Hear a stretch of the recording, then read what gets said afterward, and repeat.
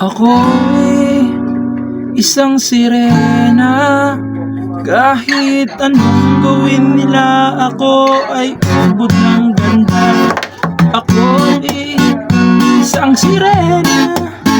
Kahit anong gawin nila, ako ay ubod ng ganda. Drum na may. Hello mga ka-idol! So ngayon, meron akong ituturo sa inyong magandang kanta, no? Yung title pala nitong kanta na ituturo ko ngayon sa inyo ay yung Serena by Glock 9 na reggae version, okay? So itong kanta na to mga ka-idol is napakaganda nito, no? So ire-reggae natin para medyo maging bago naman siya, no? So itong chords niya is meron lang siyang 4 na chords hanggang matapos lang yung kanta, no? So maiksi lang tong video kasi 4 na chords lang naman hanggang matapos na yung kanyang kanta. Sasampulan ko lang ng maikli lang para iwas tayo sa copyright, no? So dito muna tayo sa reggae pattern, okay? Yung reggae pattern natin is dito. Bass lang muna yan. Ibe-bass nyo lang dito. Bass, natatamaan yung string. Pero okay lang kung hindi nyo na lang tamaan, ganun na lang. Okay? Kumbaga optional lang yung string na to na natatamaan nyo. Okay? So ganun siya, bass. Strum down pababa. Tapos stop sa string. Tapos strum down pababa ulit. Okay? Kada chords, 2 beses nyo gagawin yan. Okay? 2 beses. Parang ganito siya. 1, 2, tapos lilipat na. Okay? So, ganun yung reggae pattern natin. So, palitan nyo na lang yun kung sakaling gusto nyong palitan, no? So, proceed naman tayo doon sa kanyang whole chords. So, yung whole chords niya rito, mga ka-idol, is B minor. Ayan, B minor. Tapos, A. So, yung A, ay yung B minor muna ituro ko. Yung B minor, 2nd fret. Sa 3rd ay 2nd string, sa 4th fret naman ay 4th string lang tsaka 3rd string. Ayan yung B minor. Sunod is A. Yung A hindi dito gagamitin natin, ito yung gagamitin nating A. Ayan, nasa 5th fret. Ayan. Bali 1, 2, 3, 4, 5 sa 5th fret nakabar. Dito naman sa kanyang 6 ay 3rd string.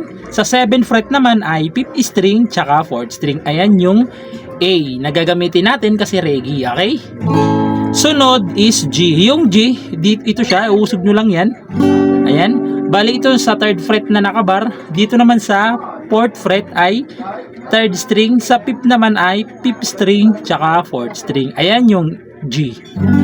Sunod F sharp. Yung uusod lang kayo ng isang fret. Okay, uusod lang. Uusod lang kayo ng isang fret. Bali ito, mapupunta na sa 2nd string. Bali ganyan. Yan. Yan na siya.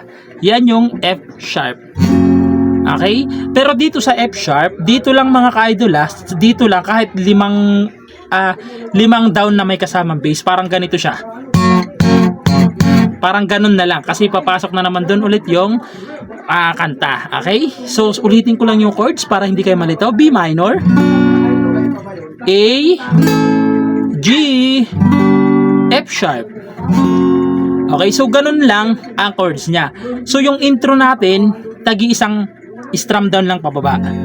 So sasampulan ko ng kanta para mas maintindihan nyo, no? So dito sa intro, isang strum down lang pababa bawat chord, okay? So ganito siya pag kinantahan. Ako'y isang sirena. Kahit anong gawin nila, ako ay ubod ng ganda. Tapos dito na papasok yung bass.